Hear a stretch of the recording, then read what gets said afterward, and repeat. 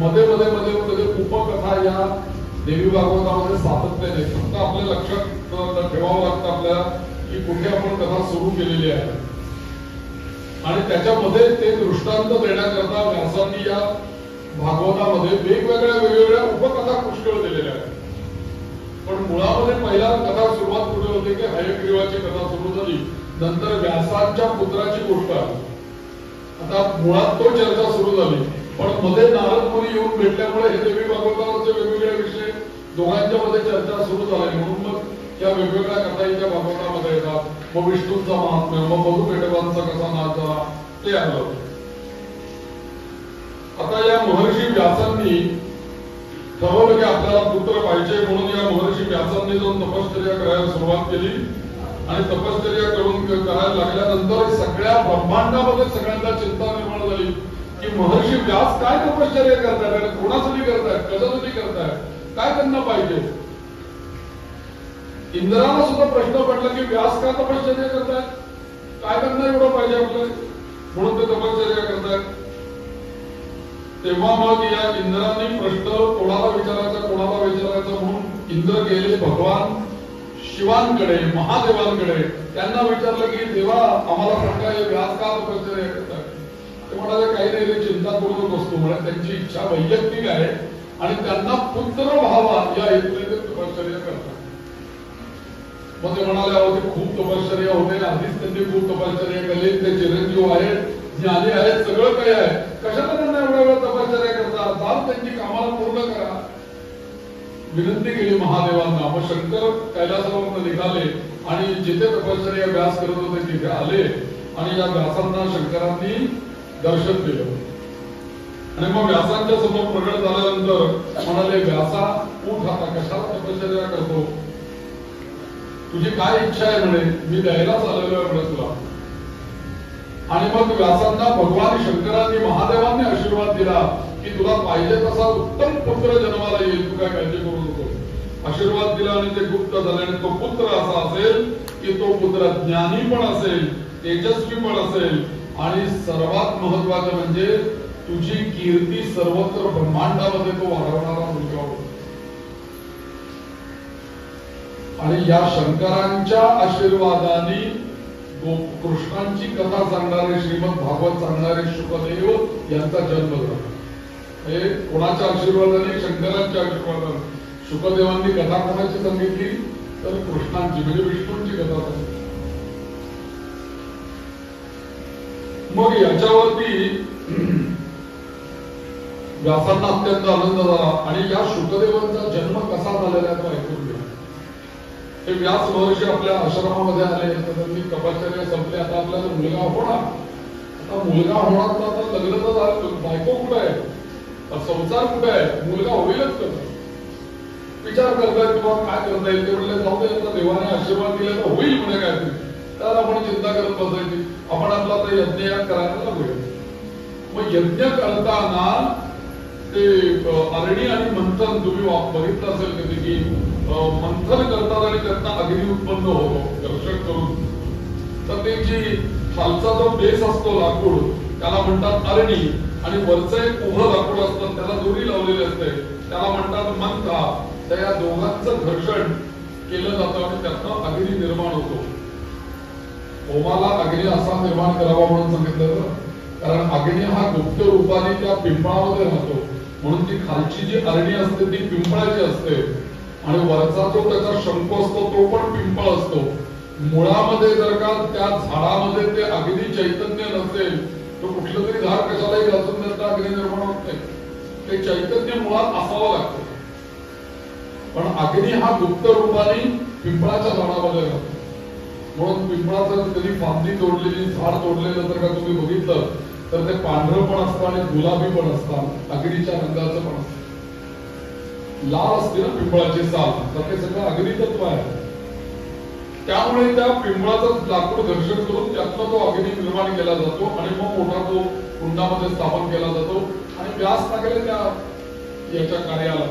आता आपण अग्नी मंथन करून अग्नी उत्पन्न करूया. हे व्यास महर्षी अग्नी उत्पन्न करत असताना त्या ठिकाणी घुसळण्याची त्यांची प्रक्रिया चालू झाली आणि विचार त्यांच्या मनात एकच चालू आहेत, मला मुलगा कसा होईल, मी आशीर्वाद मिळवलाय, कधी मुलगा होईल, कसा होईल, कसा असेल, कसा दिसेल, काय कार्य करेल, चिंता तीच. इकडे अगदी मंथन चालू आहे आणि तो मुलगा कसा असेल, मग माझा गृहस्थाश्रम सत्य होईल की नाही, वगैरे वगैरे वगैरे सगळी चिंता. एवढ्यात काय झालं की हे आरणी मंथन चालू असताना त्या ठिकाणी त्यांच्या डोळ्यासमोर एक अतिशय सुंदर अशी एक अप्सरा, तिचं नाव घृताची. घृत म्हणजे तूप, म्हणजे घृताची म्हणजे तिचं त्या आजच्यासारखं तुपासारखं तिची कांती किंवा त्याचा रंग आपण बघितलं असेल. गाईचं तूप कसं पिवळसर रंगाचं असतं की नाही, पूर्णपणे तेजस्वी असतं ते. आणि तेज म्हणजेच तूप, अशी सुंदर तेजस्वी ती अप्सरा घृताची नावाची त्यांच्या समोर एकदम त्यांना तिथे दिसली आणि विचार करायला लागले की ही काय आपल्यासाठी आली, मग हिच्याशी गृहस्थाश्रम करायचं का, हिचा अप्सरा दिसते, हिच्याशी माझा संसार कसा होईल, हिच्यापासून मूल होणार, आपल्याला कसा तो मुलगा जन्माला, विचार सुरू झाला. पण तेवढ्यात ती घृताची समोर आली आणि एकदम तिथून नाहीशी झाली, पुन्हा दिसली, असं दोनदा झालं. आणि मग एकदम ती व्यास तिला बोलवत आहे, इकडे इकडे इकडे म्हणे बोलवत आहे. ती एकदम घाबरून गेली, हे हरणी मंथन करता मला कशावर बोलत आहे, म्हणून तिने काय केलं, पटकन एका पोपटाचं रूप घेतलं, शुकीचं रूप घेतलं. शुक म्हणजे पोपट, शुकी म्हणजे पोपटी, तिचं रूप घेतलं आणि ते रूप घेऊन तिथे वरती जाऊन झाडावर बसली. आता त्या शुकीचं रूप घेतलेलं असताना सुद्धा व्यासांचं मन तिच्याकडे बघतंय, व्यासांचं नजर तिच्याचकडे आहे आणि ते तिचाच विचार करतात. आणि कथा अशी आलेली आहे इथे, त्या शुकी नावाच्या त्या पोपटीच्या रूपामध्ये या अप्सरेला पाहून महर्षी व्यासांचं तेज जे बाहेर पडलं शरीरातनं आणि ते नेमकं त्या आरणीमध्ये पडलं. खाली ज्याच्यावरती ते दर्शन चालू होतं ना, तिथे असं चित्र पडलेलं असतं बघा, तुम्ही ते कधी बघितलं असेल यज्ञयागाच्या वेळेला, तर जिथे ते घर्षण होतं तिथे खड्डे पडलेले असतात. काय एका याच्यामध्ये येऊन पडलं आणि पडल्याबरोबर आशीर्वाद महादेवांचा आहे, त्यांच्या तेजातून तो जन्माला येणार आणि त्यांच्या तेज त्याच्यामध्ये पडल्याबरोबर त्या तेजापासून एक बालक निर्माण झालं. त्या अग्नीमध्येच ते बालक निर्माण झालं. अग्नीच्या त्या सगळ्या घर्षणातच अग्नी निर्माण जसा होतो तसं ते बालक निर्माण झालं, कारण या व्यासांचं तेज त्याच्यामध्ये गेलेलं होतं आणि त्या तेजातनं त्या व्यासांच्या त्या वीर्य त्या याच्यामध्ये पडल्यामुळे, अग्नीमध्ये पडल्यामुळे आणि त्या शुकीकडे बघताना ती क्रिया घडल्यामुळे जो बालक जन्माला आला त्याचं नाव ठेवलं शुकदेव भगवान की जय, शुकदेव महाराज की जय. अशा पद्धतीने या शुकदेवांचा जन्म झाला. अर्थात शुकदेवांचा जन्म झाल्यानंतर व्यासांना अत्यंत आनंद झाला की आपल्याला हा कळलेला देवतुल्य पुत्र या अग्नीपासून मिळालेला आहे. अयोनीच आहे तर का शुकदेव, अयोनीच म्हणजे शरीरातून त्यांचा जन्म झालेला नाहीये, त्यांचा या आरणीतून जन्म झालेला आहे शुकदेवांचा आणि तो अशा पद्धतीने झालेला आहे. अर्थातच देवानेच दिलेला हा पुत्र, जसा द्रौपदी ही कुंडातून जन्माला आली आहे अग्नी याच्यामधनं, तसं अग्निमधनं ती काही अयोनीच ती पण आहे, ती अग्निजन्म आहे. तसा हा शुकदेव या अग्निपंथामधनं प्रगट झाले आणि तो देवतुल्य पुत्र मिळाला आणि मग ते मुलगा जन्माला नंतर अर्थातच आनंद झाला. मुलगा मोठा झाला, त्याची मुंज सगळ्या गोष्टी व्यासांनी केल्या आणि मग मात्र तो मुलगा मोठा झाल्यानंतर व्यास त्याला उपदेश करायला लागले की आता तू वेदाध्ययन कर. मग वेदाध्ययनाला गेले, वेदाध्ययन केलं, शास्त्राध्ययन केलं, सगळं करून ते परत आले. 16 मुंज पण झाली त्यांची, सगळं अध्ययन पण संपलं त्यांचं. आणि असं संपल्यानंतर मग व्यासांनी त्याला एक दिवशी जवळ बोलवलं, अरे शुका, तुला प्राप्त करण्याकरता मी अनेक वर्ष तपश्चर्या केली आणि त्या तपश्चर्याचं फळ म्हणून तू मला प्राप्त झाला. आता माझी अशी इच्छा आहे की आता तू हे 16 मुंज झालेली आहे, आता तू छान संसार मान, लग्न कर तुला मुलं बाळ होऊ देत, मला नातवंड पतवंड बघायचे आणि मला या संसारामध्ये राहायचंय. आता कल्पना करा की महर्षी व्यासांना आधी शुका सारिके पूर्ण वैराग्य ज्याचे, हे वैराग्याचा पुत्र, वैराग्य स्वरूप शुकदेव, हे आपल्या या वडिलांचं हे बोलणं ऐकून आश्चर्याने धक्कच झाले. आपल्या पिताजी असं का बोलतायत? त्यांनी आपल्याला ज्ञानाचा उपदेश करावा, वैराग्याचा उपदेश करावा, अजून काही दुसरं काही ज्ञान शिकवावं, तर ते आपला संसार करा म्हणून सांगतोय. म्हणजे पारमार्थिक उन्नती शिकवावी का संसार करायला शिकवावं? व्यासांनी शुकदेवांना काही कळेल. आपण व्यासांचा त्याला सारखा तोच आग्रह. पण हे शुकदेव म्हणायला लागले की हे पहा, मला काही या संसारामध्ये काही पडायचं नाही, मी त्या कार्याकरता काही जन्माला मला अगदी घातलेलं नाहीये, त्यामुळे मी काही हे करणार नाही. कुठं कोणी संसार करून धंदे झालेत? कोणकडे संसार करून तर म्हणजे दुःखच आहे ना सगळं. अहो जन्माला येणं हेच आधी दुःख आहे. आईच्या पोटामध्ये 9 महिने 9 दिवस बालक राहतं, त्याला काही आता कमीच जाऊ. कल्पना करा, आपल्याला कोणी असं एखाद्या पिशवीमध्ये बंद करून ठेवलं, 9 दिवस नाही 9 तास म्हटलं तरी राहणार नाही. 9 महिने सोडा आणि त्याच्यातच सगळे क्रियाकर्म, खाणं पिणं झोपणं सगळं त्याच्यातच. कशा पद्धतीने तो जीव त्याच्यामध्ये राहत असेल? बरं काही होतंय, काही पाहिजे, काही बोलण्याची काही सोय काही नाही. आई जे खाईल त्याचेच परिणाम त्याला, आईने तिखट खाल्लं तर त्याला कसं होत आहे का? तो बिचारा सांगू पण शकत नाही, आई तिखट खाऊ नको, मला त्रास होतो. माझ्या शरीराची आग होते ते बाळ पण सांगू शकत नाही. म्हणजे जन्मचे दुःख आहे तिथे. बरं जन्माला आल्यानंतर बाबा लहान मुलं आहे, काही ढेकून चावतोय, डास चावतोय, पाळण्यात आईने टाकला, विंचूच आला तरी तुझा कुकर चालू शकत नाही ते बाळ. बरं मग इकडनं काही चावतं नाही, इकडे तू सोडवायचे तेही नाही. बरं मला आता भूक लागलेली नाही, मला आता तू खायला घालू नकोस असं आईला सांगण्याची सोय करायला लागते. त्याला भूक लागलेली असोलच खावंच लागतंय. शुकदेव म्हणतात हे दुःख किती आहे? जन्म घेतानाच सगळे दुःख आहे. आणि म्हणून मला या सगळ्या जन्म साखळीमध्ये पडायचं नाही. तुम्ही म्हणताय मला संसार करा, म्हणजे संसार करा म्हणजे काय? पुन्हा त्याच्यामध्ये गुरफडून जा. पुनरपि जननम पुनरपि मरणम पुनरपि जननम पुनरपि मरणम पुनरपि जननी जगरे शयनम पुनरपि जननी जगरे शयनम इह संसारे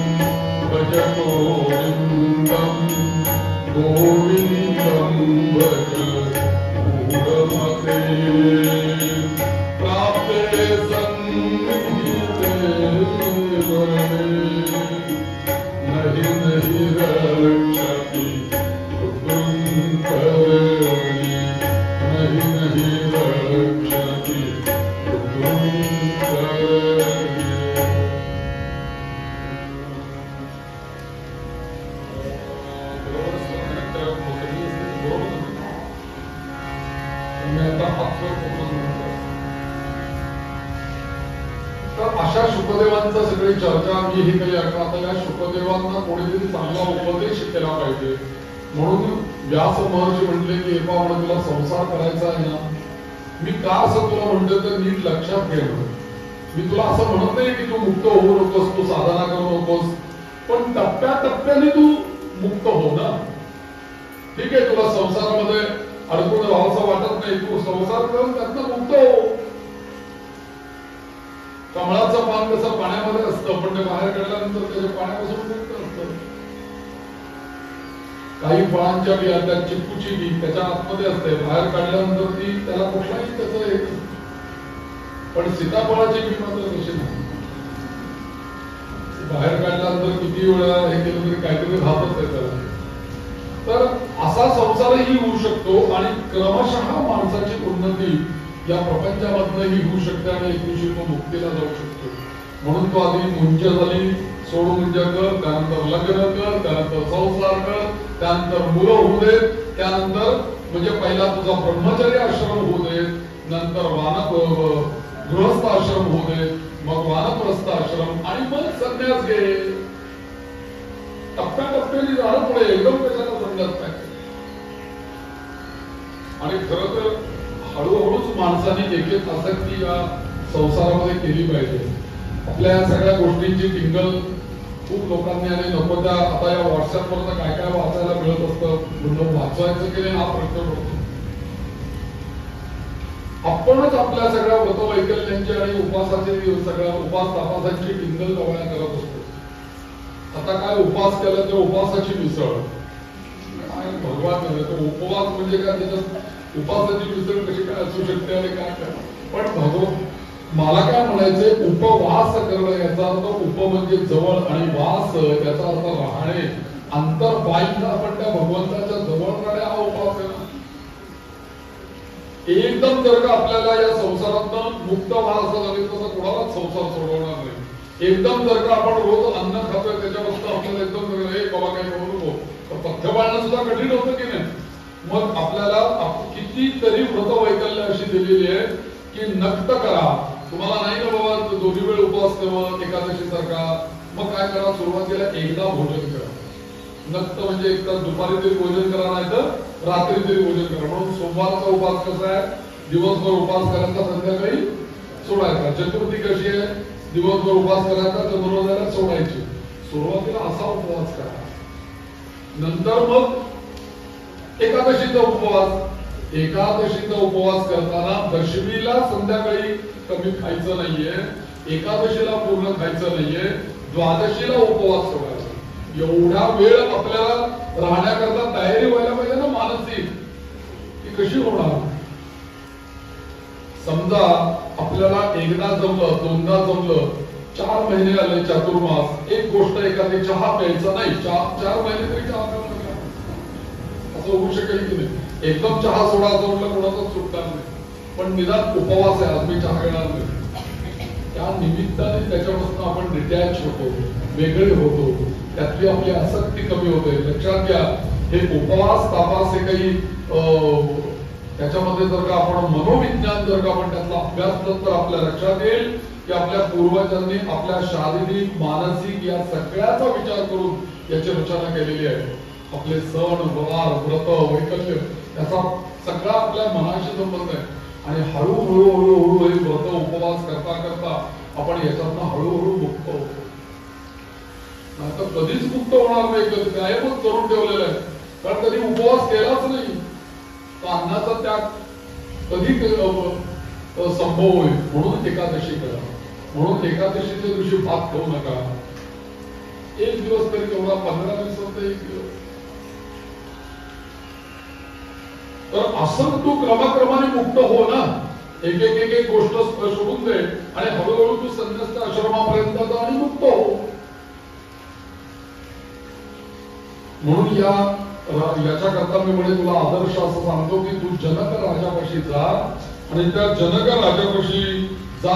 आणि त्या जनक राजा हा संसारी आहे, पण तो संसारी असून तो योगी आहे. मिथिलेचा जनक राजा, आणि तो राजा त्या संसारामध्ये राहून सुद्धा तिथे मुक्त आहे. त्याच्याकडे जा आणि त्यांच्याकडनं तू माहिती घे आणि त्यांच्याकडनं तू समजून घे. बाबा तुझ्या प्रश्नांची उत्तरं तोच दे. जातो आपल्या जनकाकडे. म्हणून या शुकदेवांना व्यासांनी जनकाकडे पाठवलं. आता जनकाकडे पाठवल्यानंतर हे जनकाच्या मिथिला नगरीमध्ये आले आणि मिथिला नगरी आल्यानंतर त्यांचे द्वारपाल होते त्या नगरीच्या बाहेरचे. त्यांनी यांना अडवलं, कोण तुम्हाला कुठे जायचं, हे काहीच बोलले नाही, तेही काही बोलले नाही. ते आपल्या तिथे बसून राहिले. त्यांना असा शुकदेवांना प्रश्न होता की माझ्यासारखा वैराग्य परिपूर्ण ज्ञानी इतक्या लांबून मी ते महाराजांना भेटण्याकरता आलो. हा जनक राजा अध्यात्मात उंच आहेत, योगी आहेत, अशांच्या करता एक द्वारपाल का मला अडवत आहेत. म्हणून ते विचार करत तिथे स्तब्ध राहिले. थोड्या वेळाने या द्वारपालांनी त्यांना असे काही आध्यात्मिक प्रश्न विचारले, त्याची उत्तरं पटापट या शुकदेवांनी दिल्याबरोबर या द्वारपालांच्या लक्षात आलं की अरे नाही, कोणीतरी आध्यात्मिक व्यक्ती दिसते, महाराज आमचं चुकलं, आम्ही तुम्हाला थांबून ठेवलं, जा आपण. म्हणून त्या जनक राजापाशी त्यांना सोडण्यात आलं. जनक राजाची पहिली भेट, त्यांनी पहिल्यांदा जनकाने स्वागत केलं आणि भेट ठरलेली होती. त्यावेळेला जिथे ज्या महालामध्ये किंवा त्यांच्या काय दरबारामध्ये काय त्या खोलीमध्ये जिथे भेटायचं असेल तिथे महाराज बसलेले होते, जनक राजा बसलेले होते आणि शुकदेव गेले आणि त्यांनी हळूच तिथे दार वाजवलं, येऊ का आतमध्ये. ते म्हणले कोण आलंय? ते म्हणले मी शुकदेव आलेलो आहे. एका शब्दात तुम्हाला सांगतो उत्तर, काय चर्चा असेल किंवा काय, तर ते म्हणले मी शुकदेव तुम्हाला भेटण्याकरता आलोय. ते म्हणले शुक बाहेर ठेवा आणि तुम्ही आत या. मी शुकदेव भेटायला आलोय, हा मी बाहेर ठेवा. मंदिरात येताना आपण असं दर्शन घ्यायला पाहिजे, मी बाहेर ठेवला पाहिजे आणि मंदिरात आलं पाहिजे. तर या मग शुकदेवांचा आणि जनकाचा मोठा संवाद आहे, आध्यात्मिक सगळा संवाद आहे की त्याच्यामध्ये शुकदेवांनी जेव्हा त्यांचं जीवन बघितलं या जनक राजांचं, तेव्हा त्यांच्या असं लक्षात आलं की हे या सगळ्या कमळासारखे किंवा फळाच्या बीज सारखे याच्यामध्ये राहतायत, पण हे वस्तुतः मुक्तच आहे. हे सगळं त्यांना पटलं.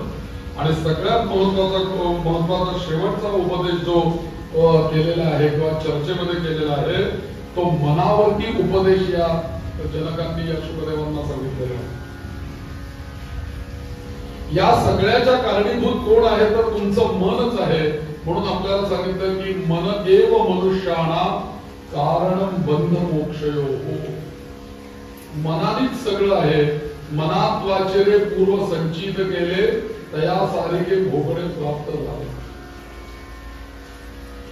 म्हणून ज्याचं मन या संसारामध्ये गुंतलेलं आहे ना त्याला म्हणतात अनुरक्त, आणि ज्याचं मन याच्यामध्ये गुंतलेलं नाही संसारामध्ये त्याला म्हणतात विरक्त. एक आहे अनुरक्त आणि एक आहे विरक्त. आपल्याला असलेली आपली पत्नी, संतती, मान सन्मान, यश हे जर का मिळालं तर माणसाला सुख वाटतं, म्हणजे कोणाला मनाला. आणि हे जर का मिळालं नाही तर दुःख वाटतं, कोणाला मनाला. म्हणून प्रयत्न करून या प्रयत्नातून जो ह्यातून आपल्याला जे वाचवेल, म्हणून हे सगळा जो काही प्रपंच करायचा आहे तो या मनासाठी करायचा आहे. लक्षात घ्या, तुम्ही मनुष्य गेल्यानंतर सुद्धा माणसाचं मन नष्ट होत नाही, ते त्याच्या बरोबर जातंय पुढे जन्माला. मग तुम्ही सांगा ना, देह गेला वैकुंठामध्ये, तो अग्नीमध्ये भस्म झाला, पण मन कुठे भस्म झालं? स्कॅनिंग करतात सगळ्या देहाचं आपल्या, पण त्या स्कॅनिंग मध्ये मन कुठे येत आहे? बाकी सगळं शरीर येत आहे, मन कुठे येत आहे? बरं, मन नाही असं म्हणावं तर मग मानसोपचार तज्ञ काय करतात? तर मनालाच तो उपदेश. म्हणजे कुठेतरी हे मन आहे की जे मन आपल्याला बंधनातही पाडू शकतंय आणि आम्हाला प्रसंगी मोक्षही देऊ शकतंय, असं मन आहे. आणि म्हणून या मनाला आवर घालण्याकरता, मनाला हे करणं आणि मनाला रक्षण करण्याकरता एकमेव साधन आहे. बरं का, तुम्ही लक्षात ठेवा सगळ्यांनी की सगळ्यात जास्ती वेग जो काही आहे ना तो मनाचा आहे. बरं, प्रकाशाचा वेग आपण सगळ्यात श्रेष्ठ मानतो ना, प्रकाश वेग, पण त्या प्रकाशापेक्षा जास्ती वेग आहे मनाचा. आणि या मनाच्या पेक्षा वेग आहे मंत्रांचा. म्हणून मंत्र हे त्या मनाचं रक्षण करू शकतात. ज्याचं रक्षण करायचं त्याच्यापेक्षा रक्षण करण्याचा वेग जास्ती असला पाहिजे ना. म्हणून तुम्ही कोणत्याही नामस्मरणाचा मंत्र घ्या, श्रीराम जयराम जय जयराम घ्या, काही गणगणपतये नमः घ्या, किंवा कोणतेही विविध मंत्र म्हणा. हे मंत्र म्हणजे रक्षण करणे. मननात त्रायते ती मंत्र, या मनाचं सुद्धा रक्षण करणारे मंत्र आहे. म्हणून मनाला जर का आपल्याला संयमित ठेवायचं असेल तर काय करा, मंत्र जप करा, म्हणजे मन आपलं शांत राहील. म्हणजे बघा, तुम्हाला एक अनुभव असेल नेहमीचा, दिवसभराच्या विचारांनी आणि त्यांनी कार्यक्रमांनी आपण आपलं मन उद्विग्न झालेलं असेल, देवापाशी आपण बसलो, उत्पत्ती लावली, निरांजन लावलं, एखादी माळ घेतली, एखादा काही जप केला आपण नित्याचा, शांत होऊन जातो आपण एकदम प्रसन्न वाटतं आपल्याला. का तर आपलं मन शांत झालं. मंदिरात गेल्यानंतर आपलं मन शांत होतं. हे सगळं मनानेच आहे. आणि म्हणून मनाचा उपदेश हा या शुकदेवांना केला. आणि म्हणून पंचमहाभूतांचं जरी हे शरीर असेल, त्याच्यावरती जरी इंद्रिय असतील, तरी त्या इंद्रियांवरती सत्ता या मनाचीच आहे. मनात आल्याशिवाय कोणतं इंद्रिय काम करत नाही. हो, मला मनात आलं इथून तिथे जावं तर मी माझा देह उठून तिथे जाणार आहे. माझ्या मनातच जर करत असेल तर 5 तास झाले तरी मी इथं उठणारच नाही. मनात आलं तर आपण घरात उठून कथा ऐकायला येणार आहे. मनातच आलं नाही बाबा कथा नाही ऐकायची, आपल्याला टीव्ही बघायचं, टीव्हीच बघत बसते. किंवा नाही आपल्याला मोबाईलवर बघायचंय, मोबाईल बघत बसते. मनात आल्याशिवाय कोणतीही क्रिया होऊ शकत नाही. आणि त्या मनाला चांगले संकल्प म्हणून तन्मे मनः शिवसंकल्प वस्तू, त्या मनाने चांगले संकल्प केले पाहिजे. तेवढा करता त्या मनाला चांगल्या संकल्प जिथे होतात तिथे गेले पाहिजे. म्हणून त्या वेदामध्ये आमच्या रुचा आहेत. तन्मे मनः शिवसंकल्प वस्तू. शिव म्हणजे मंगलकारक, शिव म्हणजे कल्याणकारक. असेच संकल्प आमच्या मनाने केले पाहिजे की जे माझ्या इह आणि परलोकी कल्याण करतात. असा सगळा उपदेश केला या शुकदेवांच्या सगळ्यांचं. या सगळ्या याच्यामध्ये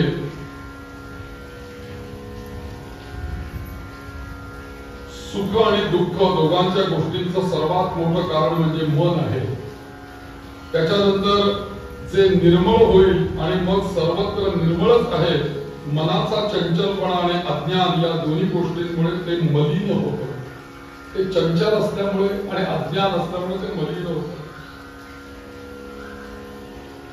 पण जिथपर्यंत या मनच निर्मळ होत नाही, तिथपर्यंत जिथपर्यंत आपलं मन निर्मळ झालं नाही, स्वच्छ झालं नाही, तिथपर्यंत आपण कितीही जप केला, कितीही यज्ञ केले, किती तीर्थयात्रा केल्या, स्नान केली अनेक वेळेला गंगेमध्ये जाऊन, आणि मनच निर्मळ नसेल तर त्याचा काही उपयोग नाही. मनच शुद्ध पाहिजे आधी. म्हणून ती म्हण नाही का, मन चंगा तो कटोरी में गंगा. म्हणून आपलं मन शुद्ध पाहिजे. एक आम्ही गंगेला बरोबर मागच्या महिन्यामध्ये वाराणसीला स्नानाला तिथे गेलो होतो. तिथे हिंदी लोक होती. तर त्याच्यामध्ये चर्चा एक मुलाने मुलगा होता तरुण असा, त्याने त्याच्या वडिलांना काहीला असा प्रश्न विचारला की मम्मा इसमें स्नान करने से क्या पाप धुले जाते हैं क्या, पाप हम धो सकते हैं क्या इसमें स्नान करके? तो यही पानी हमारे रूम में भी आता है, वहां नहीं पाप धुला जा सकता, यहाँ स्नान करना पड़ता है. असं तो हिंदी मध्ये विचारत होता. मला कुतूहल वाटलं तर मी ऐकत होतो. मनापासून जर काही एखादी गोष्ट केली तर आम्ही जिथे आहोत तिथे स्नान करताना जरी हर गंगे भागीरथी म्हटलं तरी आमचं पाप जाणारच आहे. गंगा या उच्चारणामुळे पडतात. म्हणून स्नान करताना कायम गंगाचं नाव घ्यावं. मी एक उपाय म्हणून एक 2-4 वर्षापूर्वी असं केलं होतं. मी काही लोकांना सांगितलं, म्हटलं तुम्ही एक काम करा, आपली जी बाथरूम असते त्या बाथरूम मध्ये एक गंगेचं, नर्मदेचं, यमुनेचं असे स्तोत्र एक छान शंकरांनी चार्यांनी केलेली ती झेरॉक्स काढा, मोठा एक लॉन्च, त्याला लॅमिनेशन करा आणि बाथरूम मध्ये दर आठवड्याला एक स्तोत्र वाचायचं, कॅलेंडर बदललं. आणि काही नाही, तिथे स्नानाला गेल्यानंतर त्यातला रोज एक श्लोक म्हणून आंघोळ करायची. आणि लक्षात घ्या, आंघोळीची गंमत अशी आहे की ज्यांना गाणं येत नाही ना ती लोक सुद्धा तिथे जाऊन गायला लागतात. बाहेर कधी ते गाणं म्हणलं की त्यांना काही म्हणता येत नाही, पण त्या आंघोळीला गेले की समजा ते गाणं ऐकायला लागेल की शेजारचा मनुष्याला समजतं हे आंघोळीला गेलेत म्हणून ते गाणं सुरू होतं. हे आपण काहीतरी तिथे जाऊन गाणं म्हणण्यापेक्षा ते रोज गंगेचा, यमुनेचा श्लोक असा म्हणायला लागलो तर काही दिवसांनी कालांतराने ते स्तोत्र आपलं पाठ उठतं आणि ती गंगा त्या स्तोत्राच्या रूपाने येते ना माझ्या आंघोळीच्या पाण्यामध्ये. कितीतरी लोकांची ती स्तोत्र पाठ झाली, नर्मदा स्तोत्र, गंगा स्तोत्र बाथरूम मध्ये लावून.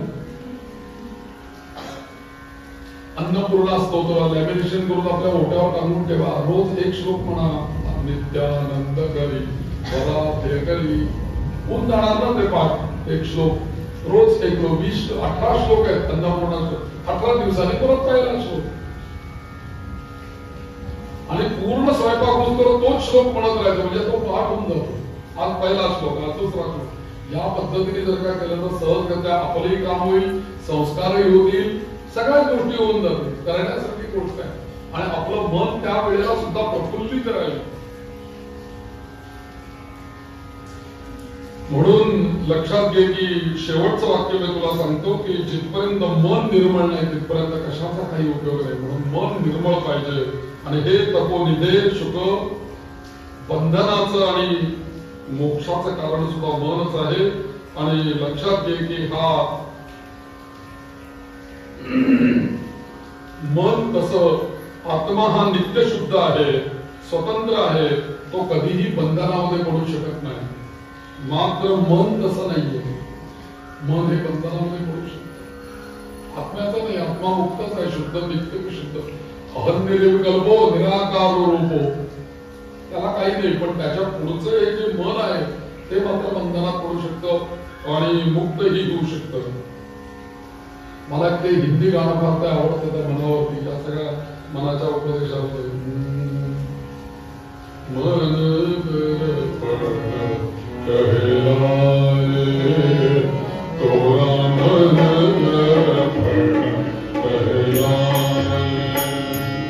तोरा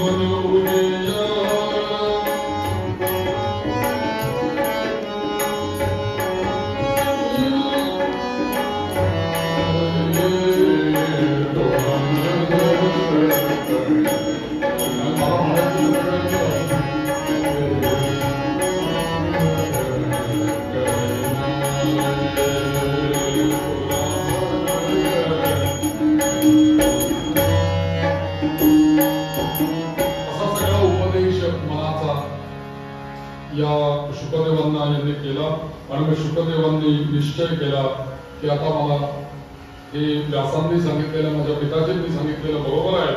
आणि म्हणून ते आपल्या घरी आले. घरी आल्यानंतर त्यांनी व्यासांना सांगितलं, नाही मला पटलं, मी संसार करूनच आता मुक्त होईल. म्हणून पितरांची पिवरी नावाची एक मुलगी व्यासांनी शुकांकरता बघितली. आणि मग या पिवरी नावाच्या स्वरूप सुंदर आणि गुणवान अशी मुलगी, या मुलीचा विवाह शुकदेवांशी झाला. लग्न झालं, विवाह झाला आणि पुढे या शुकदेवांना 4 मुलं झाली. 4 मुलं झाली आणि 1 मुलगी झाली. आणि त्यांनी त्यांच्या मुलांचे नाव ठेवले. पहिला मुलगा कृष्ण, दुसरा मुलगा गौरप्रभ, तिसरा मुलगा भूरी, चौथा मुलगा देवश्रुत आणि कन्येचं नाव कीर्ती. मी मुद्दामून तुम्हाला मी नाव सांगतो. मी कालच सांगितलं की नाव मुद्दामून लक्षात ठेवा. कुठे जर का मुलगा मुलगी जन्माला आला तर जरूर सुचवा, अशी नाव ठेवा. काय सुंदर नाव आहे ती. हात मारायला सुद्धा कधी बरं वाटतं ना. गौरप्रभ असं नाव आहे. देवश्रुत काय नाव आहे. तर कीर्ती असतं नाव पुष्कळ वेळेला.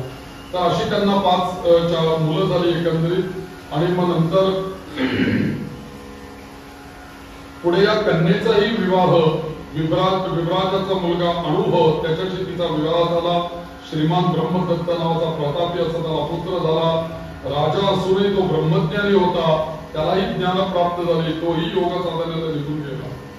इकडे या बद्रिकाश्रमामध्ये राहून नारदांकडून मिळालेल्या माया बीज मंत्राचा जपाने तो पूर्ण ज्ञानी झाला.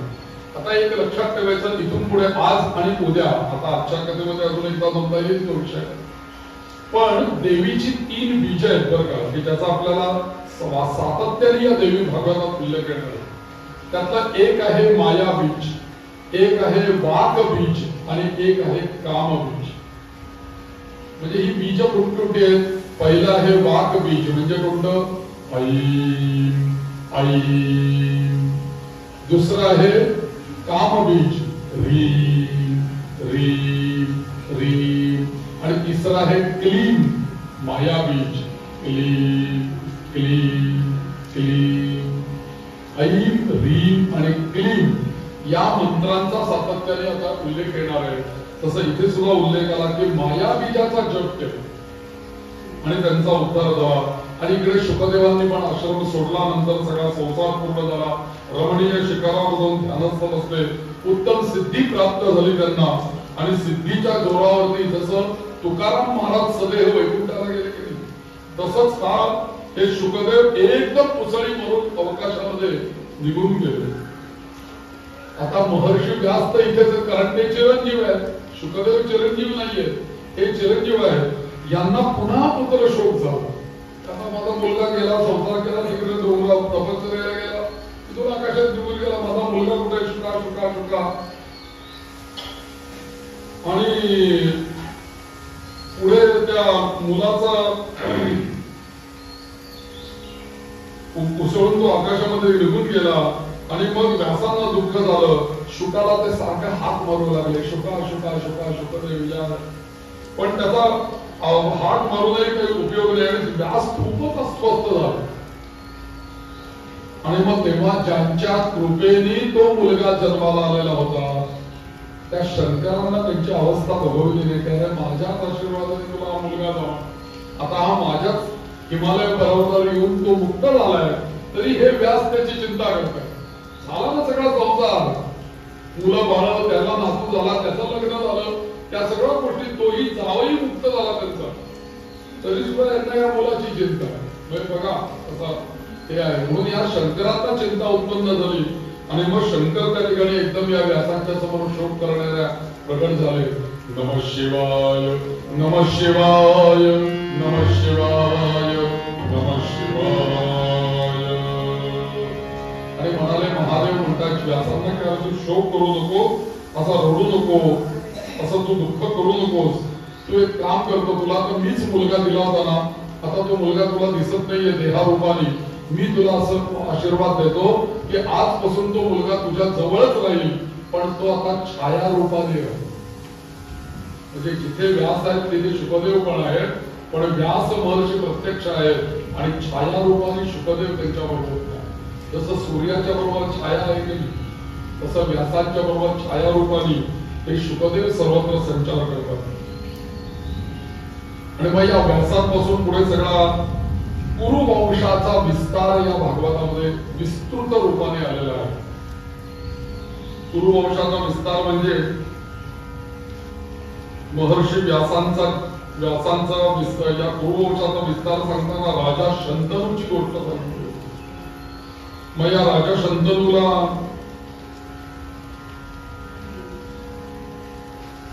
शंतनूची गोष्ट कशी काय आली, तर व्यासांची जी आई होती त्या व्यासांच्या आईने या शंतनूशी विवाह केलेला होता. हे व्यासांना नंतर कळलं. आता म्हणलं की माझा मुलगा आता सगळ्या गोष्टी झाल्या, संसार झाला, आता आपण जाऊया आपल्या घरी.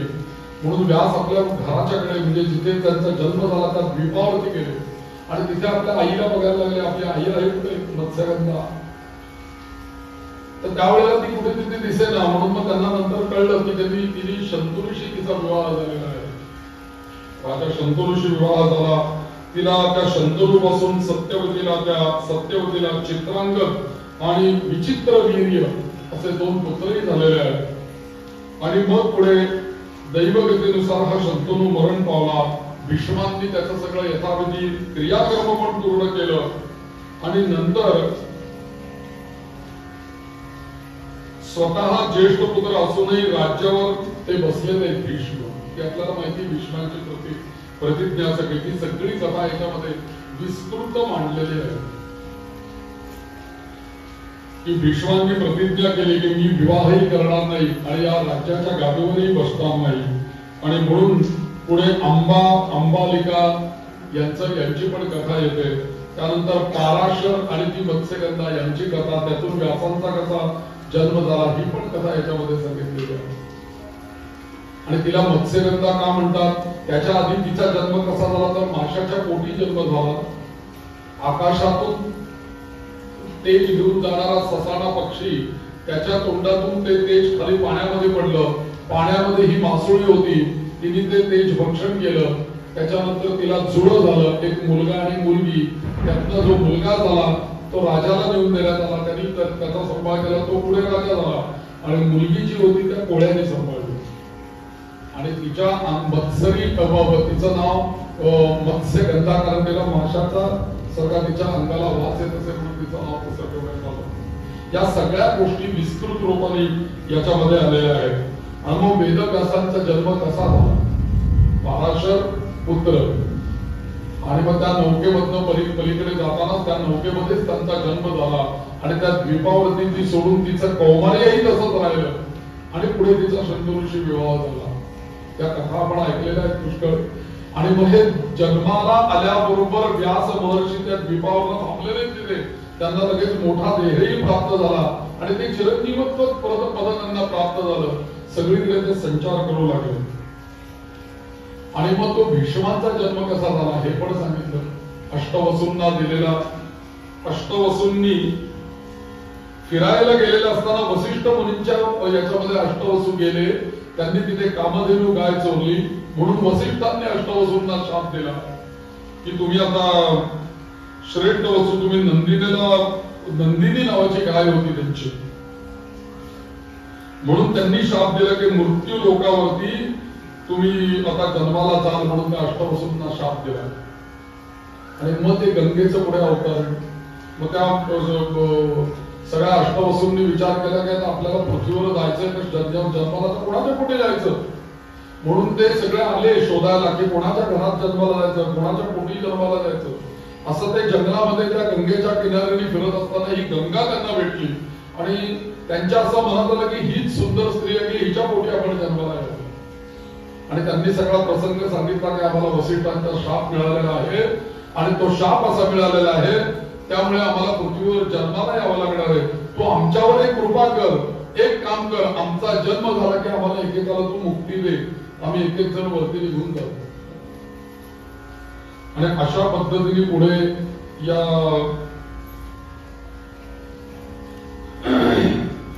हे अष्टवसूंनी एकेकाने जन्म घेतला.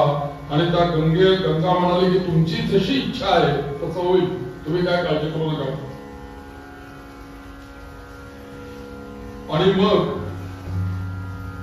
पुढे या सगळ्या अष्टवसूंनी जन्म घेतला. त्यातला एक वसू शेवटी राहिला. आणि प्रत्येक वेळेला मुलगा जन्माला आल्यानंतर ती गंगा रूपिणी स्त्री प्रत्येक वेळेला ती मुलगा घेऊन जायची आणि गंगेमध्ये सोडून द्यायची. आणि तिने अट घातली होती, माझ्याशी जर का लग्न करायचंय तर मी काय करेन याच्याबद्दल उलट प्रश्न तुम्ही मला करायचा नाही. मला जे काही करायचं ते मी करेन, पुन्हा येईन तुमच्याकडे. एकदा झालं, दोनदा झालं, तीनदा झालं, 7 वेळेला झालं. 8व्या वेळेला सुद्धा सुंदर पुत्र झाल्यानंतर सुद्धा ती घेऊन तशीच निघाली. आणि मग ते शंतनू राजा या गंगेला म्हणाला की तू बाकीचे माझे 7 पुत्र सोडून दिलेस, तू हा पुत्र सोडू नको, हा मला ठेव म्हणून. असं विचारल्याबरोबर ती म्हणाली आता माझा पण संपला, कारण तू मला हा प्रश्न विचारला, आता मी तुझ्याबरोबर राहू शकत नाही. आता मी तुला सोडेन पण हा मुलगा सुद्धा मी तुला परत देणार नाही. हा मुलगा मोठा होऊस्तोवर माझ्याकडे राहील, तू आता जा, हा मुलगा तुला परत मिळेल. आणि म्हणून या शंतनूनी या भीष्मांचा म्हणजे तो अष्टवसूचा राहिलेला होता तो भीष्म, तो अष्टवसूतला एक वसू, आणि मग त्याला सांभाळलं. आणि तिथून पुढे सगळं मग महाभारताचा कौरव वंश कसा सुरू झाला. मग अंबालिका आणि यांना पुत्र संतती कशी व्हावी, कारण पंडू राजा धृतराष्ट्र आणि पंडू आणि यांचं लग्न, त्या धृतराष्ट्राला झाले 100 मुलगे. एक या 100 मुलगे झाल्यानंतर पुढे त्यांच्यापासून पुढे वंश निर्माण होत असताना महर्षी व्यासांपासून यांचा जन्म झाल्याची पण कथा त्याच्यामध्ये आलेली आहे. म्हणजे व्यासांचा पुढे सगळी कथा सांगितली की महर्षी व्यासांना त्या कुंतीने कसं बोलवलं, किंवा त्या कुंतीला कुंती हा जो काही आहे कर्ण, कर्णाचा जन्म कसा झाला हे सुद्धा कुंतीची कथा याच्यामध्ये आलेली आहे. की तिला जन्म झाल्यानंतर मग सूर्यनारायणाचा मंत्र मिळालेला होता दुर्वासांकडनं. तिने सूर्यनारायणाला आवाहन केलं, सूर्यापासून तिला कर्णाचा जन्म झाला. हे सगळं महाभारतातलं हे वर्णन सांगण्याचं कारण किंवा हा पांडवांचा संक्षिप्त इतिहास सांगण्याचं कारण एकमेव आहे की याच पांडवांच्या वंशामध्ये पुढे पुढे पुढे पुढे परीक्षित राजा झाला. आणि परीक्षित राजाने भागवत ऐकायला आपल्याला माहिती आहे, पण परीक्षिताचा मुलगा जन्मेजय जन्माला आला आणि या जन्मेजयाला देवी भागवत व्यासांनी सांगितलं. इथपर्यंत ती कथा येण्याकरता या सगळ्या वंशाचा वर्णन याच्यामध्ये विस्तृत पद्धतीने देवी भागवतामध्ये आलेलं आहे. एक गोष्ट अशी घडली की पांडवांचा संक्षिप्त सगळा इतिहास संपून झाला. कालांतराने युद्ध झालं, पांडव पण स्वर्गाला जाण्याच्या म्हणजे सगळे कौरव मारले गेले. हा धृतराष्ट्र आणि गांधारी त्या पांडवांच्याकडे राहत होते. हा भीम सारखा त्या धृतराष्ट्राला कटू बोलत असे किंवा कशाला तू इथे अडकतो, जा तुझी सगळे मुलांनी असा दुष्टपणा करून आम्हाला ही वनवास आणि या सगळ्या गोष्टी कशाला तू आता याच होता, जा आता तू वनामध्ये राहिला. पण त्याच्याकडे कुठलंही धन नव्हतं, कारण आता राज्यपद नव्हतं त्यांच्याकडे, म्हणून याला धर्माने धन देऊन त्यांना वनामध्ये पाठवलं. आणि त्याच्यानंतर बरेच दिवसांनी विदुर आणि हे सगळे वनामध्ये गेले, तपश्चर्या करायला लागले. आणि नंतर या पांडवांना असं लक्षात आलं की एकदा तरी आपण या वनामध्ये तपश्चर्या करणाऱ्या सगळ्या आपल्या पूर्वजांना आपण भेटून येऊया. म्हणून हे पांडव, व्यास सगळेच त्या वनामध्ये त्या विदुर आणि या सगळ्यांना धृतराष्ट्र या सगळ्यांना भेटायला, म्हणून द्रौपदी त्यांच्या बरोबर गेली. मला सांगायचं या अध्यायामध्ये ही गोष्ट आहे की असे सगळेजण त्या वनामध्ये गेलेले असताना देवीने चमत्कार काय केला ती कथा यातली महत्वाची आहे. आणि त्यावेळेला ते तिथे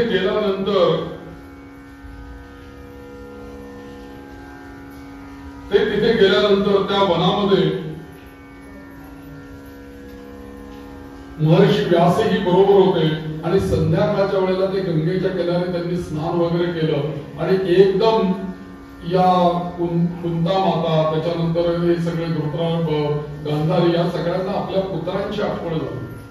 एवढं सगळं मोठं युद्ध झालं, एवढे सगळ्यांची मुलं मारली गेली, सगळेच गेले 100च्या लोकांवरती. आणि कुंतीला कर्णाची आठवण झाली. माझा मुलगा तर जन्म झाल्यापासून मी बघितलाच नाहीये, तो कुठे असेल, काय करत असेल. गांधारीला दुर्योधनाची आठवण झाली, तो कुठे असेल काय. आणि ते सगळे व्यासांच्याकडे आले, आमची मुलं कुठे असतील होता, काय करत असतील, ते आता कुठल्या लोकात आहेत, त्यांना काय भोगायला लागतंय किंवा काय अशी चर्चा सुरू झाली. आणि आम्हाला आमची एक विनंती आहे, तुम्ही तपस्पूत आहात, तपश्चर्या करणारे आहात, तर आम्हाला आमच्या मुलांना आता बघता येईल का असा प्रश्न विचारला. महर्षी व्यास म्हणले, हे सामर्थ्य मोठं विलक्षणच तुम्ही म्हणताय, असं कसं शक्य आहे. जी व्यक्ती गेली आहे, बरेच वर्ष होऊन गेली, ती व्यक्ती तुला आता कशी म्हणलेली ते आम्हाला माहित नाही. म्हणे तुमच्याकडे एवढं तपश्चर्याचं सामर्थ्य आहे, तुम्ही आम्हाला काही करून या गंगेच्या किनारे आमचे जे जे गेलेले सगळे मुलं आहेत यांचं आम्हाला दर्शन घडवाच पडतं, आम्हाला त्यांना बघायचंच आहे. गांधारीने पण विनंती केली की माझा पुत्र रणभूमीकडे जाते वेळेला मी शेवटी बघितला, परंतु शेवटचाच बघितला, त्याच्यानंतर मी म्हणजे त्याला बघितलाच नाही. कुठे असेल माझा मुलगा तो. सुभद्रा पण म्हणतेय की माझा प्राणांपेक्षा सुद्धा प्रिय असलेला अभिमन्यू कुठे आहे, त्यालाही एक वेळेला मला पाहण्याची इच्छा पूर्ण करा. आणि व्यास महर्षी त्यावेळेला गंगेच्या काठी होते आणि सर्वांनी स्नान केलेली होती. आणि स्नान केल्यानंतर सगळे पवित्र झालेले होते. आणि व्यासांना विनंती करतात का कल्पना तुम्ही कसा असेल तिथे गंगेचा किनारा आहे, संध्याकाळची वेळ आहे, किती पवित्र वातावरण असतं की गंगा यमुना या नद्यांच्या किनारी जाऊन जरी बसलो तरी आपली समाधी लागते. असं वातावरण शुद्ध पवित्र निर्मळ त्यात स्नान केलेलं. आणि अशा वेळेला हा प्रश्न तर महर्षी व्यास म्हणले की हे जे तुम्ही मागताय ते मला काही शक्य नाही, पण जगदंबिकेला जर का आपण आवाहन केलं तर देवी माता जगदंबा असं काही करू शकेल की ती तुम्हाला तिची इच्छा असेल तर तिला माहिती तुमचे पुत्र कुठे आहेत ते ती तुम्हाला दाखवू शकेल. आपण तिची प्रार्थना करूया. ओम थोडा वेळ जगदंबेची प्रार्थना व्यासांनी केली, आपणही करूया जगदंबेची प्रार्थना.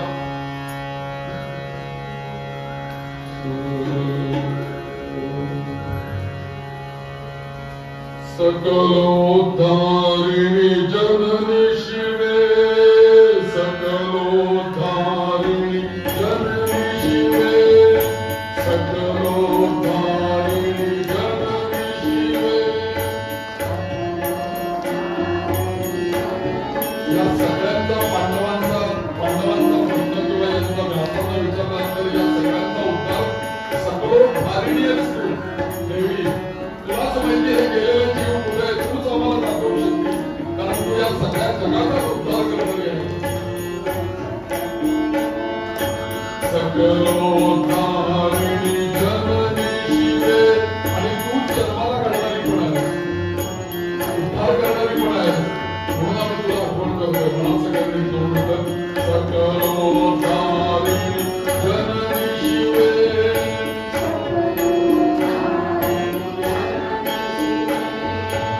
सकलोद्धारिणी जननी शिवे,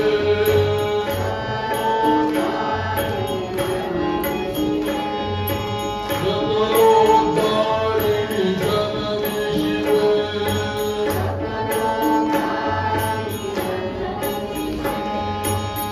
सकलोद्धारिणी, सकलोद्धारिणी जननी शिवे,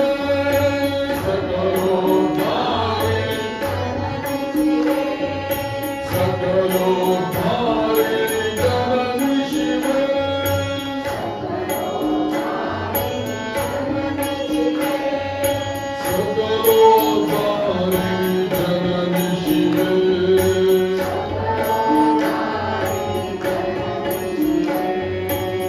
सकलोद्धारिणी जननी शिवे,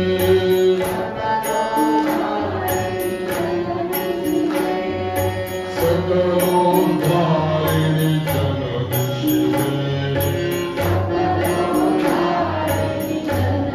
शिवे, सकलोद्धारिणी जननी शिवे. अशी प्रार्थना केली. सकलोद्धारण करणारी आहेस आई, या मृतपुत्रांचं दर्शन करण्याकरता हे सगळे उत्सुक आहेत. मी काही समर्थ नाही ग हे दर्शन करवायला, तूच त्यांना दर्शन घडवू शकते. अशा प्रकारे या भुवनेश्वरी देवीचं, सकलोद्धारिणी देवीचं स्तवन या व्यासांनी केल्यानंतर व्यासांच्या प्रार्थनेला या देवीनी उत्तर दिलं. आणि त्याच वेळेला या सगळ्यांना गंगा किनारी बसलेल्यांना ज्यांना ज्यांना त्यांचे पुत्र बघायचे होते आकाशामध्ये तेजो रूपामध्ये त्यांच्या पुत्रांचं दर्शन झालं. जसं आपल्याला इंद्रधनुष्य दिसतं की आकाशामध्ये, तशा पद्धतीने तेज रूपामध्ये प्रत्येकीला आपापल्या मुलं दिसली. कोणी हे सगळं केलं तर जी महाकाली आहे, जी महालक्ष्मी आहे आणि जी महासरस्वती आहे, जी सत्व रज तम या तीनही गुणांनी हे विश्व निर्माण करते, विश्व पालक करते आणि विश्व संहार करते, ती त्रिगुणात्मिका आदिशक्ती, त्याही त्याच्या पलीकडे असलेली आदिशक्ती भुवनेश्वरी या देवीनी या सगळ्यांना त्यांच्या वंशाचं पुढच्या दर्शन झालं. आणि पुढे मग हे सगळं आपल्या पुन्हा हस्तिनापुरामध्ये आले. आणि यानंतर कृष्णांनी पण आपला अवतार समाप्त केलेला आहे. यादवांच्या रूपाने एकमेकांमध्ये युद्ध करत करत यादवही संपले. त्यानंतर एक बाण आपल्या पायाला लागल्याचं निमित्त करून कृष्णांनी पण प्रभास क्षेत्री आपला अवतार समाप्त केला. ही कथा घडली. आणि मग पुढे मात्र या परीक्षिताचा परीक्षिताची गोष्ट येते की तो परीक्षित राजा झाला आणि परीक्षित राजा झाल्यानंतर ती भागवतामध्ये जी सुरुवातीला गोष्ट आहे ती तीच गोष्ट इथे पण आहे की तो राजा परीक्षित एकदा शिकारीला वनामध्ये गेला. दुपारच्या वेळेला तहान लागली म्हणून एका ऋषींच्या आश्रमामध्ये गेला. ते ऋषी ध्यानस्थ बसलेले होते. या राजाकडे त्यांनी लक्षही दिलं नाही किंवा काही बोललेच नाही तर ते ध्यानस्थ होते. पण या ऋषींनी मला काही विचारलं नाही किंवा माझी दखल घेतली नाही म्हणून तिथे एक मरून पडलेला साप या परीक्षेसाठी बाणाने उचलला आणि या ऋषींच्या गळ्यामध्ये घातला आणि राजा निघून गेला. आणि राजा निघून गेला आणि त्या ऋषींचा मुलगा होता. तो मुलगा इकडे तिकडे कुठे त्यावेळेस खेळत होता. त्याला कोणीतरी वार्ता सांगितली की तुझ्या वडिलांच्या गळ्यामध्ये असा एक कोणीतरी सर्प मेलेला अडकवलाय. तो राजा होता आणि तो राजा निघून गेलेला आहे. मुलगा सुद्धा तपस्वी होता. ऋषींचाच मुलगा तो. त्याने पण हातामध्ये पाणी घेतलं आणि लगेच शापवाणी उच्चारली की ज्याने कोणी माझ्या वडिलांच्या गळ्यामध्ये सर्प घातलेला आहे, गळ्यात अडकवलेला आहे, याला तक्षकाच्या चावण्यामुळे मृत्यू येईल आजपासून पुढे 7 दिवसात. आणि मग ही शापवाणी या राजापर्यंत पोहोचली. आता या यांनी परीक्षकाने विचार केला की काहीतरी केलं पाहिजे. एक तर मला मणी तरी पाहिजे, नाही तर मंत्र तरी पाहिजे, नाही तर औषध तरी पाहिजे. काहीतरी करून मला तर या शापातून मुक्त तरी व्हायला पाहिजे. बघा आपल्याकडे सगळे उपाय करतो आपण. मणी पण वापरतो, मंत्र पण वापरतो, औषधी पण वापरतो, गंडा पण वापरतो, दोरा. काहीतरी करून आपल्याला असलेली पीडा तर जायला पाहिजे. आत्मरक्षणाची काहीतरी योजना आखली पाहिजे. आणि म्हणून त्यांनी विचारलं की 7 दिवसांनी तक्षक येणार आहे ना, तिथपर्यंत मी एक करतो 7 मजली मी महाल बांधतो. म्हणून त्याने एक मोठा महाल बांधला. भागवतातली कथा वेगळी, ही कथा जरा थोडी वेगळी आहे. आणि त्यांनी 7 मजली महाल बांधला आणि त्या 7 मजली महालामध्ये 7व्या मजल्यावर जाऊन बाहेर त्या महालाच्या भोवती मोठाले हत्ती उभे केले, सैन्य उभं केलं आणि एकदम सिक्युरिटी लावली सगळ्या त्या याच्यामध्ये. करा कोणी आतमध्ये यायचं नाही, आतून कोणी बाहेर जायचं. आणि सगळे मंत्र्यांसहित तो तिथेच काय कारभार असेल तो त्याच घरामध्ये मी करणार असं त्यांनी हे केलं. पहारे करण्यासाठी वीरांना त्यांनी नियुक्त केलं. आणि नंतर मंत्रज्ञ ब्राह्मण जवळ ठेवले. त्यांना सांगितलं तुम्ही फक्त माझ्यासाठी अनुष्ठान करा, माझा मृत्यू टळला पाहिजे. तक्षक इथपर्यंत येऊन पोहोचताच कामा नये. तक्षक मला चावणार आहे ना, तो तक्षक माझ्यापर्यंत येता कामा नये. याकरता तुम्ही अनुष्ठान करत राहा, मंत्र करत राहा, हवन करत राहा. कडेकोड बंदोबस्तामध्ये या सगळ्या गोष्टी सुरू झाल्या. आणि पण मात्र ती कथा पण येते की मग एक कश्यप नावाचा ब्राह्मण असतो. त्याला ही वार्ता कळते की अशी घटना घडली, शाप मिळालेला आहे. हा कश्यप विचारतो की माझ्या घरात 2-3 पिढ्यांचं दारिद्र्य आहे. या राजाला जर का या शापापासून मुक्त जर का केला तर माझ्या कितीतरी पिढ्या आनंदात जातील, एवढं धन राजा मला देईल. आणि माझ्याकडे विद्या आहे. त्या कश्यपाकडे विद्या होती की कोणत्याही सर्पाचं जरी विष असेल तरी तो उतरवू शकत असेल. म्हणून हा कश्यप बराबर निघालेला होता रस्त्याने. पण त्यावेळेला मूळ जो तक्षक होता हा तक्षक एका ब्राह्मणाचं रूप घेऊन या काश्यप नावाच्या ब्राह्मणाला भेटला. त्या वेळेला कुठे चाललाय बाबा तू? त्याने सगळ्या वृत्तांत सांगितला. तो म्हणाला त्या राजापेक्षा जास्ती धन मी तुला दिलं तर आता तू इथून परत कर, तुला काही धनच पाहिजे. तो तरी सुद्धा तो कश्यप काय म्हटला की केवळ धन नाही म्हटला, या राजाला जर का मी आता या शापापासून मुक्त केलं आणि राजाला जर का वाचवलं तर हा एक इतिहास निर्माण होईल आणि माझं नाव अजरामर होईल किंवा मी या राजाला वाचवला, या राजाचा वंश वाचवला. आणि म्हणून मला ते कार्य करायचं, कारण हे माझ्या राजाचं कार्य आहे आणि म्हणून माझं नाव तिथे येईल ना इतिहासामध्ये. म्हणून मला ते करायचं, केवळ धनासाठी नाही. तो म्हटला काही लोक असं सुद्धा येईल म्हटलं तुझं नाव पुराणामध्ये, हे धन घे आणि तुझा. त्या तक्षकाने त्या ब्राह्मणाला परत पाठवलं. त्यामुळे तो ब्राह्मण पोचला नाही. आणि मग तक्षक आणि एका साधूंचं रूप घेतलं आणि काही फळं घेतली दारामध्ये. आता यज्ञ त्या महालाच्या भोवती चालूच होतं. ते ब्राह्मण हातामध्ये फळं घेऊन आले, आम्हाला महाराजांना भेटायला जायचंय, परीक्षेला भेटायला जायचंय. ते म्हणाले कोणालाही जायला आतमध्ये परवानगी नाही, कोणी जायचं नाही आतमध्ये. ते म्हणाले नाही जायचं तर तुम्ही विचारा त्यांना, आम्ही असं साधू आहोत, असे मुनी आहोत आणि आम्हाला तुम्हाला भेटायचंय. ते म्हणाले ठीक आहे तुम्ही उद्या या, मी विचारून ठेवतो. हे उद्या आले तर ते म्हणले उद्या नाही, तुम्हाला कोणालाच वरती यायला परवानगी नाही, तुमचं काय काम असेल, काय तुम्ही आणलं असेल ते इथे ठेवा आणि जा. त्यांनी फळं आणली होती. ती फळं आणलेली त्या तक्षक रूपी मुलींनी सगळी त्याच्या समोर ठेवली तिथे. हे म्हणाले महाराजांना द्या, बाकी काय करू नका. ते गेले निघून आणि ती फळं गेली परीक्षेला 7व्या मजल्यावर. त्यांच्या माही महाराज मुलींनी फळं दिले. त्यातली काही फळं त्यांनी आजूबाजूच्या लोकांना पण वाटली बरं परीक्षेला. पण नेमकं एक मोठं आणि चांगलं फळ त्याला दिसलं, ते राजाने हातात घेतलं की हे फळ त्या मुलींकडनं आलेलं आहे आणि ते मी आता भक्षण केलं पाहिजे. म्हणून ते फळ त्याने असं फोडलं तर नेमकी त्याच्यामध्ये छोटी त्याला एक आळी दिसली. राजा एकदम दचकलाच, एकदम जी आळी कोण, पण ती आळी बघितल्या क्षणी ते फळ फुटल्याबरोबर ती आळी एकदम मोठी सरतर मोठा त्याचा तक्षक सर्प झाला आणि पूर्ण राजाच्या शरीराला वेटोळं घालून वरती त्याच्या डोक्यावरती फळा मारण्याच्या तयारीत तो आला आणि त्या तक्षकाने त्याला दंश केलं आणि दंश केल्यानंतर राजा परीक्षित तिथंच त्याचा प्राण गेला. काहीही जरी केलं तरी मृत्यूपासून कोणीच वाचू शकत नाही. तसा हा राजा सुद्धा वाचला नाही. पुढे याचा मुलगा होता जन्मेजय. या जन्मेजयाला राज्यावरती बसवलं आणि जन्मेजयाला राज्यावरती बसवल्यानंतर जन्मेजयाचा राज्यकारभार सुरू झाला. सुरुवातीला हा मुलगा लहान होता आणि पुढे मोठा झाल्यानंतर त्याचं राज्य छान सुरू झालं, व्यवस्थित होता, शिकला सवरला, चांगला ज्ञानी होता. एक दिवशी त्याच्याकडे उत्तंग नावाचे मुनी आले आणि ते उत्तंग नावाचे मुनी काय म्हणाले की अरे काय तू जन्मेजय असा वेळायस म्हणे, तुला काही कळतं का, तुझ्या मागचा इतिहासाचा काही तू विचार करतो की नाही? ज्या तक्षकाने म्हणे तुझ्या वडिलांना मारलेला आहे त्या तक्षकाचा सूड कधी घेणार तू, त्याचा बदला कधी घेणार तू? तुला काही लाज वाटते की नाही की तुझ्या वडिलांना ज्यांनी मारलेलं आहे त्यांचा कधी तू हे करणार?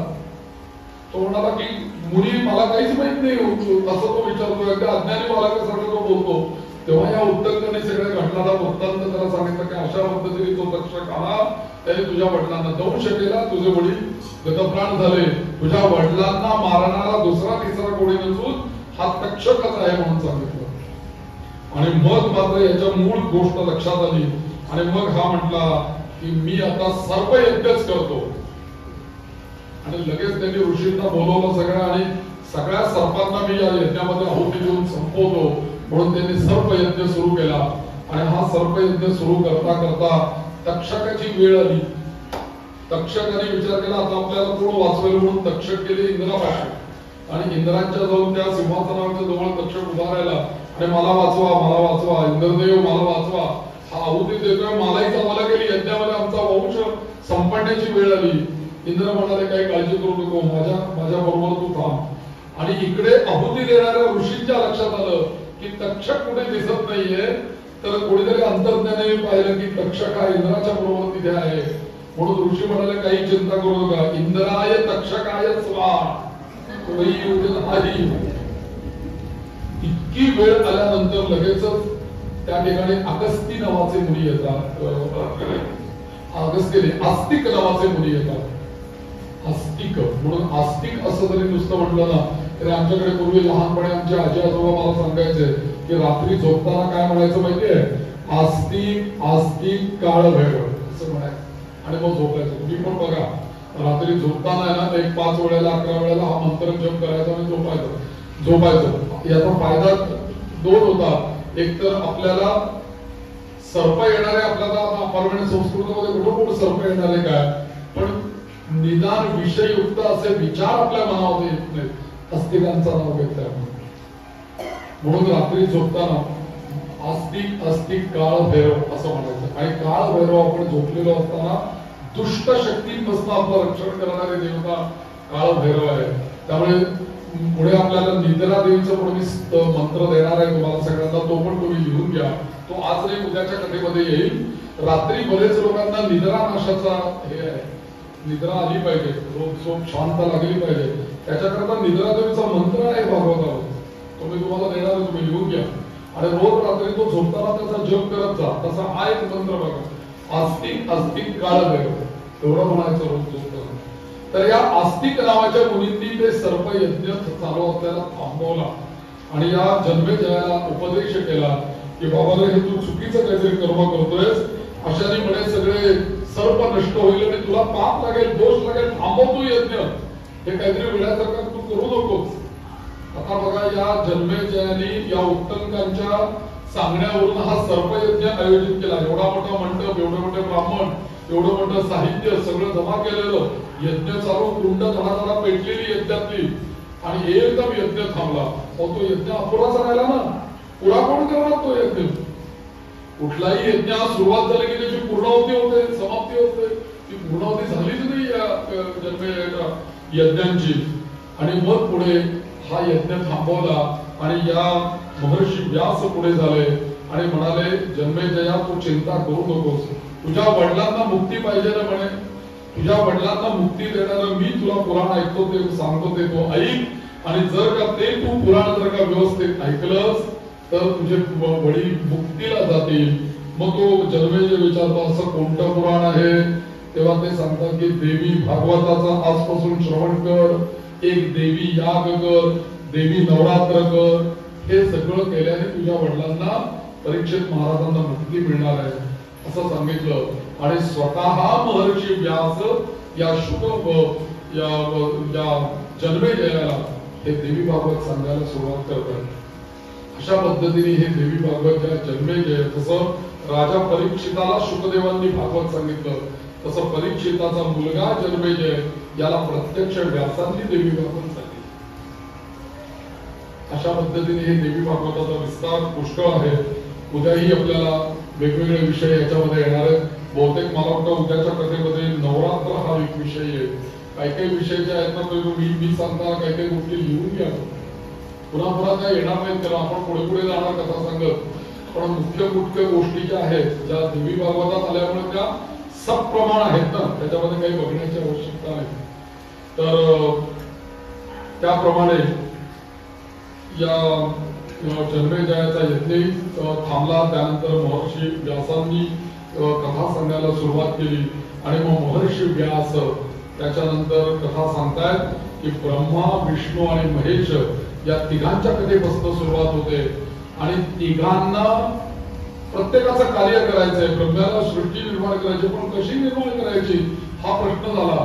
तेव्हा या तिघांना आपल्या स्वतःच्या मणिद्वीपामध्ये त्या स्वतःच्या लोकांमध्ये बोलून घेण्याकरता देवीनी विमान पाठवलं आणि त्या विमानामध्ये घेऊन ब्रह्मदेव, ब्रह्मा, विष्णू आणि महेश या तिघांना घेऊन ती आपल्या लोकांमध्ये गेली. सगळं सांगितलं. ही सगळी कथा आता आपण उद्या विस्तृतपणे पाहूया. या ठिकाणी आजची जी कथा झाली त्या भगवतीच्या चरणी आपण अर्पण करूया, थोडं नामसंकीर्तन करूया आणि आरती करूया.